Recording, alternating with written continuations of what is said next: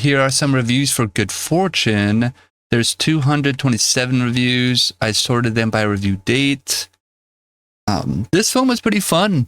Pretty hilarious, simple premise. Pretty cool. 6 out of 10 stars. Nice.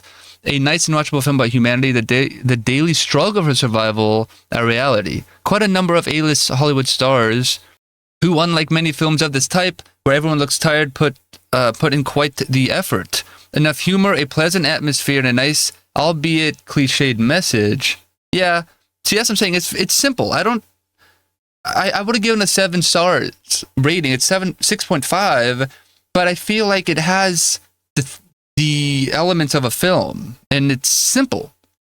There's, 10 out of 10 stars, well done. Good Fortune, one of the most impressive films I've seen in a long time. The script is well crafted, presenting fresh, distinctive situations that feel genuinely original for me. Many people would not agree with this, but most probably. Okay, yeah, I guess. I feel like it's written from the rich people looking at the poor people, rather than like actually understanding it, like from what they see, because I don't think DoorDash is being replaced with robot people. You know what I mean?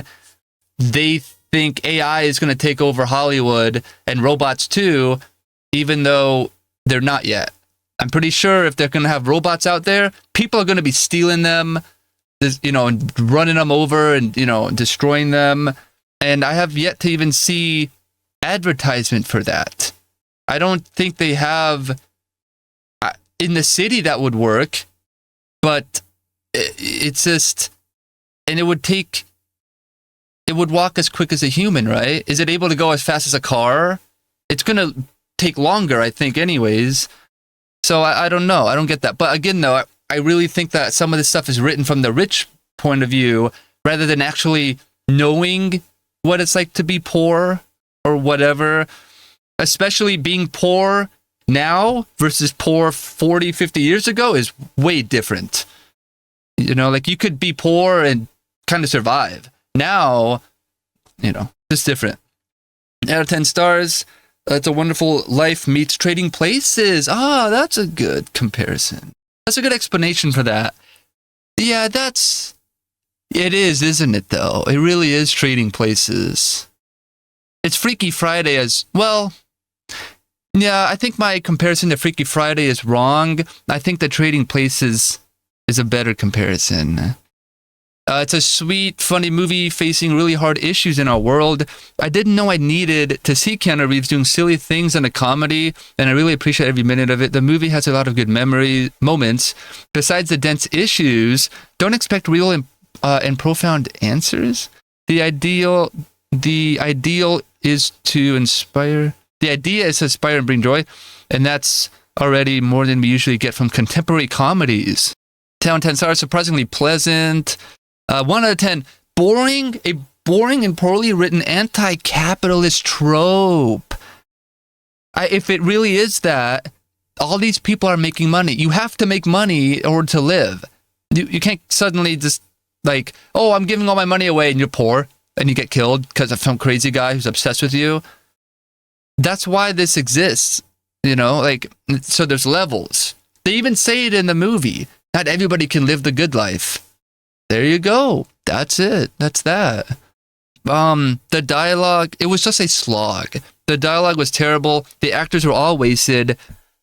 It paints a fantasy picture of a large number of people with multiple jobs and a gig job that simply isn't a reality. That not sure why Keanu bothered with this.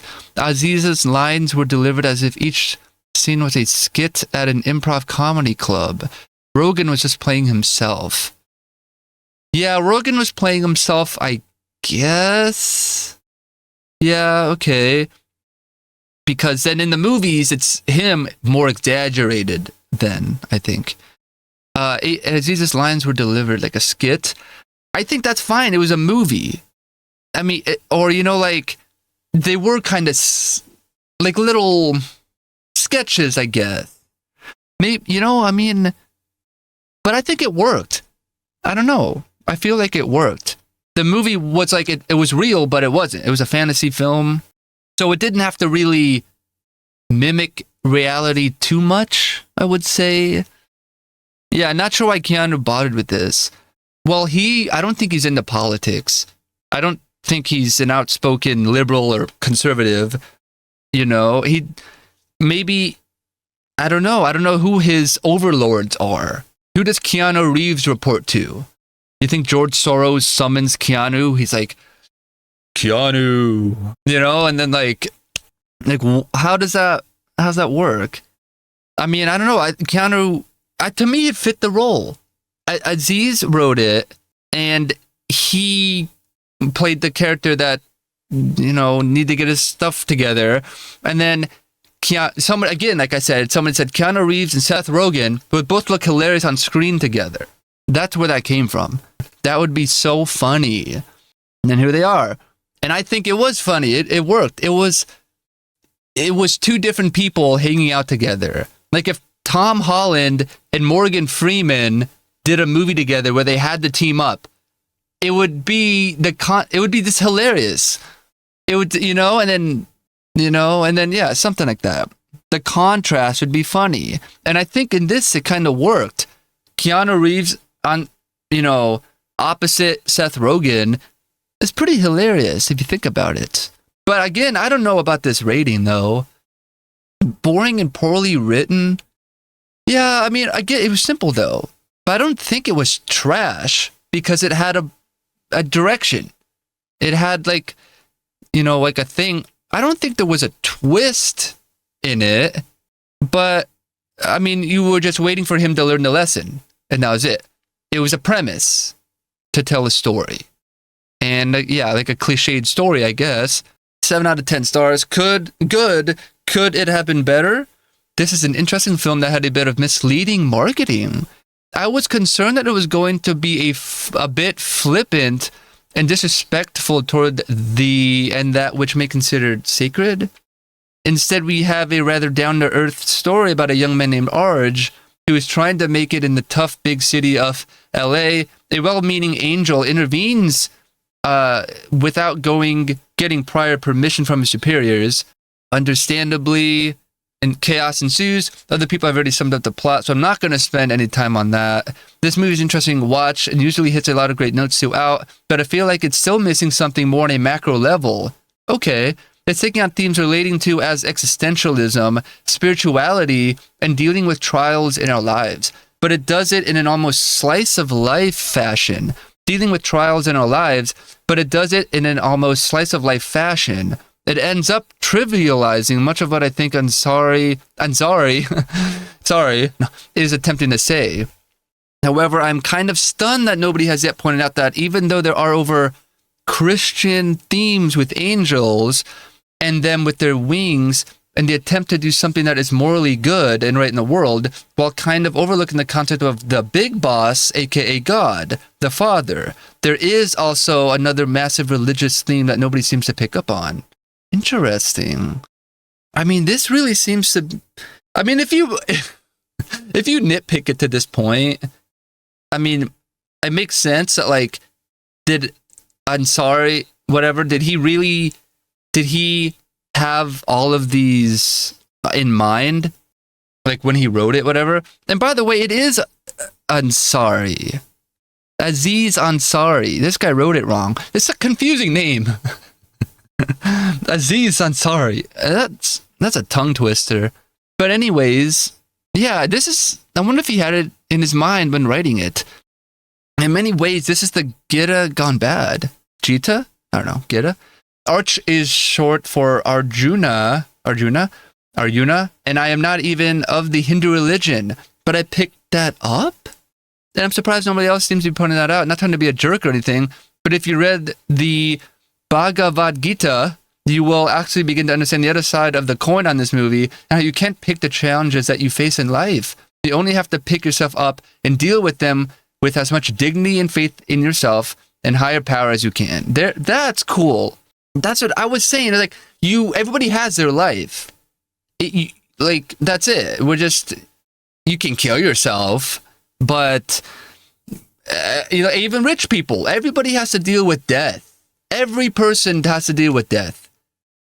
Actors may not look like it, but they're acting probably. They're not crying on camera or they want emotion to be emotional, so they cry. You know, whatever. But it's real. You know, they still lost their dad and mom. You know, they still lost a friend. So if you want to be rich, well, guess what? You have to pay more taxes. How did you get the money? Hard work. Are you a lazy person? If you're not a lazy person, you're going to be rich too. See, why do you need to switch lives? You want free money. You want a free ride. That's different. But yeah, I like this. I agree with that. That's pretty cool.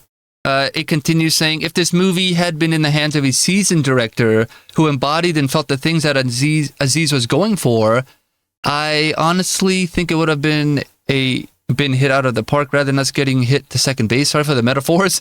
Anyway, it's fun to watch, and I would definitely recommend people give it a shot.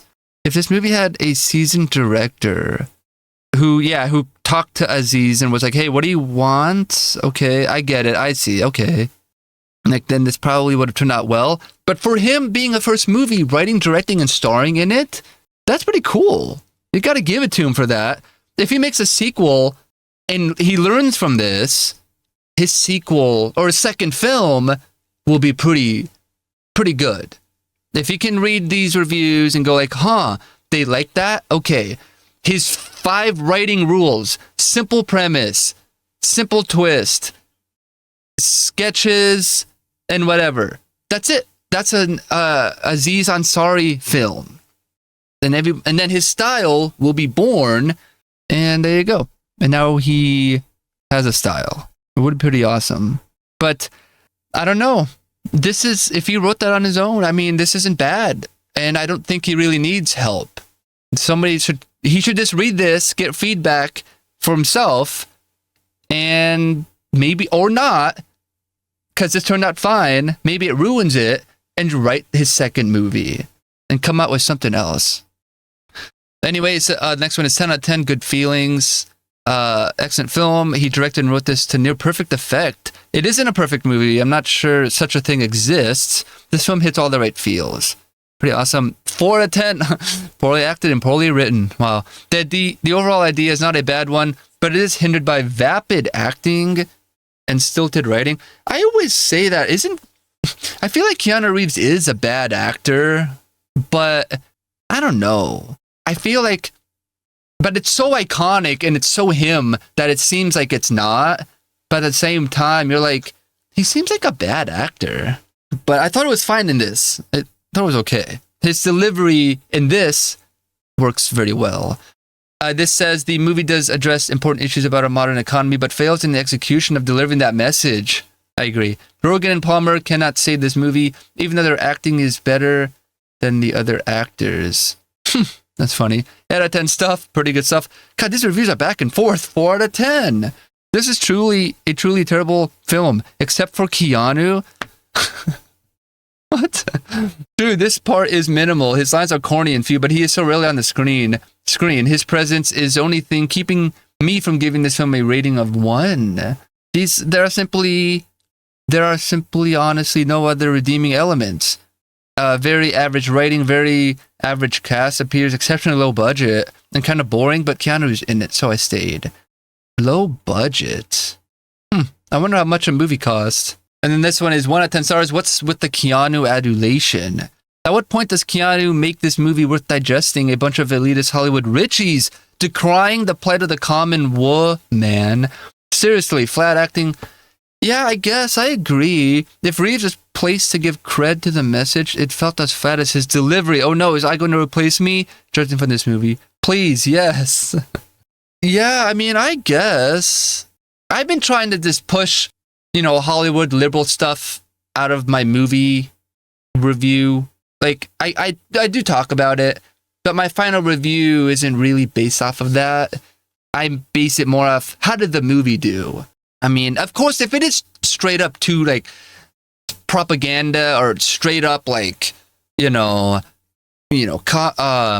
capitalism is bad or communism is good or fascist, like that, I won't watch that. Like, if it's just full on that, I won't watch it. But I will say something about it.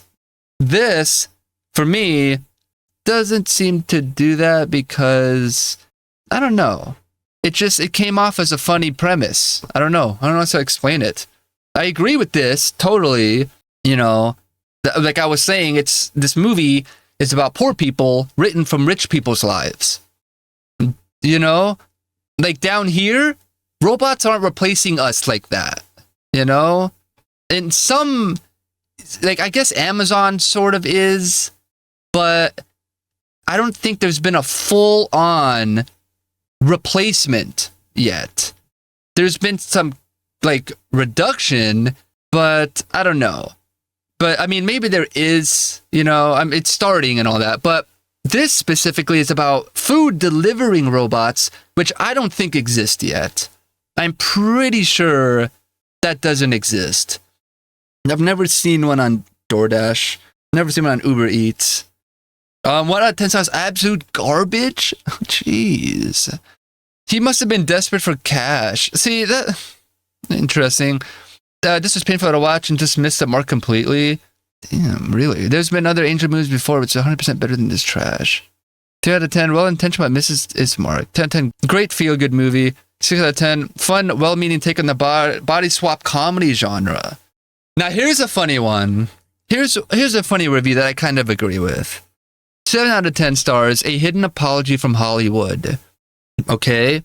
By 1/3 way through this film, okay, I've realized in such a clear revelation that Aziz Ansari wrote and directed Good Fortune as an apology and mockery of the relationship between corporate liberals and regular everyday people.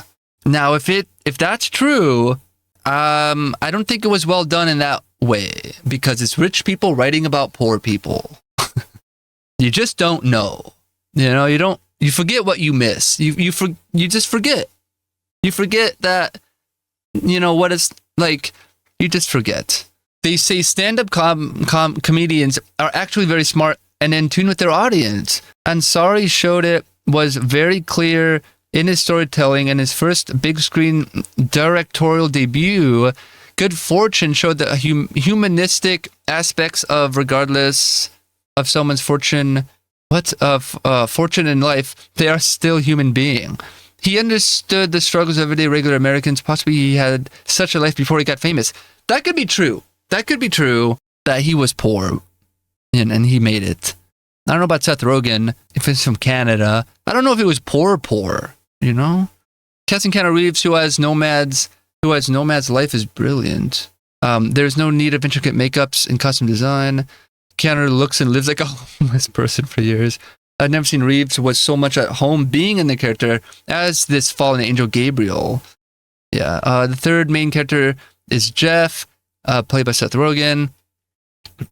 Rogen played likable scumbag believably well, so well that he gained sympathy fast with his down-on-luck twists of life.